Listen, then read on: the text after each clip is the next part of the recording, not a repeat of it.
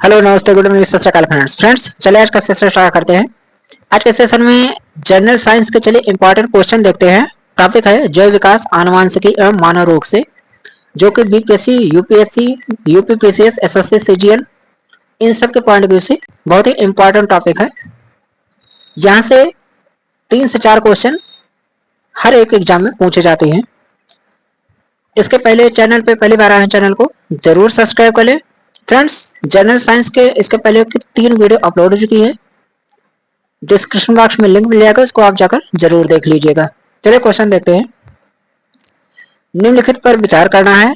जीवाणु कवक विषाणु उपयुक्त में से किन्हें कृत्रिम संश्लेषित माध्यम से संवर्धित किया जा सकता है? तो जीवाणु का और कवक का, 1 और 2 का। निम्नलिखित में से किसमें ट्राइक्लोसन के विद्यमान होने की सर्वाधिक संभावना है, जिसके लंबे समय तक उच्च स्तर के प्रभाव में रहने को हानिकारक माना जाता है? तो माना जाता है प्रसाधन सामग्री के। पार्किंसन बीमारी के उपचार के विकास के लिए किसको नोबेल पुरस्कार दिया गया? दिया गया है आर्विड कार्लसन को। एड्स निम्न कारणों में से किसके द्वारा होता है? तो होता है विषाणु के द्वारा। निम्नलिखित में से एंटीबायोटिक है। एंटीबायोटिक पेनिसिलिन है, एस्पिरिन है, 2 है।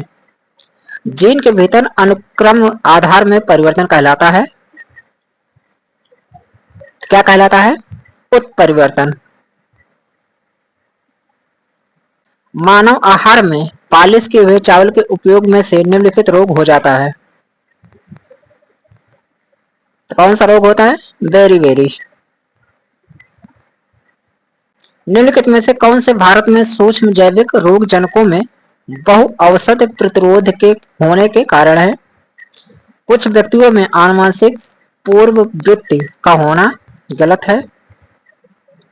रोगों के उपचार के लिए प्रतिजैविक की गलत खुराक के लेना सत्य है।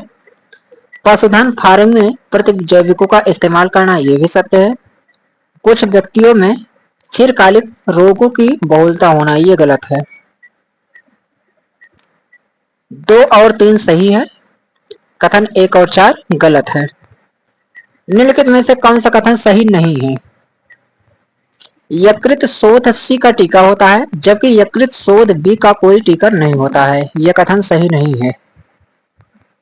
निम्नलिखित में से कौन सा प्लाज्मोडियम परजीवी का वाहक है? यह मच्छर। डेंगू एक बुखार है जो उत्पन्न होता है तथा दूसरे मनुष्य में पहुंचता है, तो पहुंचता है वायरस मादा एडीज मच्छर द्वारा। किस तत्व की कमी से घोंघा रोग हो जाता है?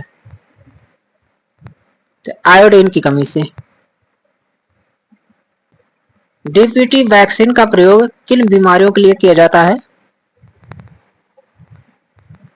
तो किया जाता है डिप्थीरिया, काली खांसी, टिटनेस के लिए। निद्रा रोग इसके द्वारा होता है, तो किसके द्वारा? ट्रिपैनोसोमा के द्वारा। टाइफाइड बुखार किसके द्वारा होता है? तो टाइफाइड बुखार जीवाणु के द्वारा होता है।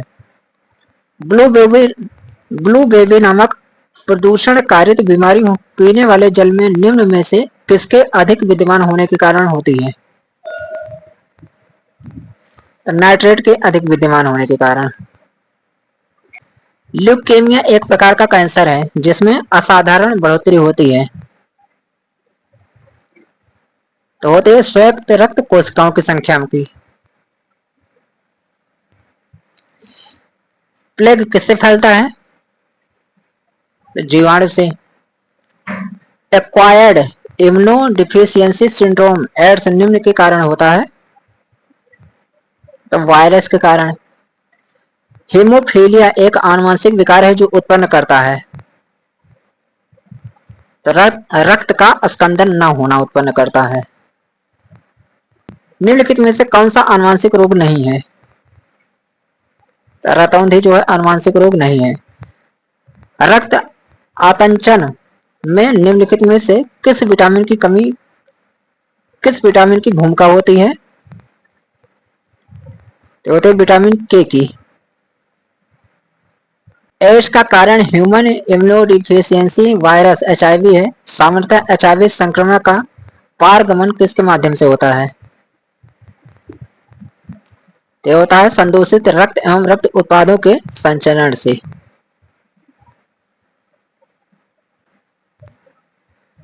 ट्यूबरकुलोसिस संक्रमण होता है, तो होता है माइकोबैक्टीरियम ट्यूबरकुलोसिस द्वारा। चेचक होने का कारण है, तो चेचक होने का वेरियोला वायरस कारण है। टिटनेस का कारण होता है, क्या होता है? क्लस्ट्रीडियम। निम्न में से कौन सा सम्मिलित नहीं है? प्रदूषक है एक तरफ, दूसरी तरफ है, एक तरफ प्रदूषक है, दूसरी तरफ होने वाली बीमारी। तो फ्लोराइड आयन अपच, यह सही सम्मिलित नहीं है। निम्नलिखित कारणों पर ध्यान दीजिए। एड्स का संचरण होता है लैंगिक संभोग से, रक्ताधान से, मच्छरों अन्य रक्त प्रदूषक कीटों से, यह गलत है। अपरा के संपर्क से, यह भी सही है।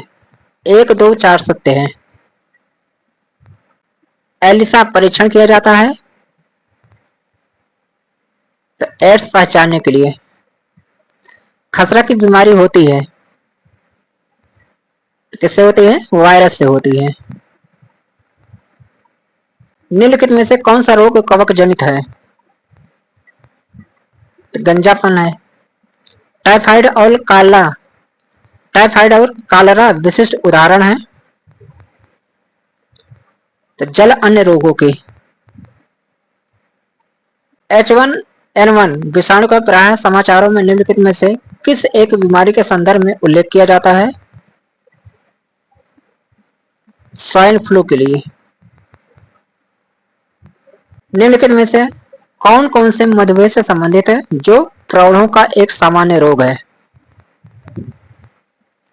रक्त में शर्करा का उच्च स्तर सत्य है, रक्त में शर्करा का निम्न स्तर यह गलत है। रक्त में इंसुलिन की निम्न मात्रा यह सत्य है, रक्त में इंसुलिन की अधिक मात्रा यह गलत है। सत्य कथन है 1 और 3। विकासवाद का सिद्धांत किसने प्रतिपादित किया?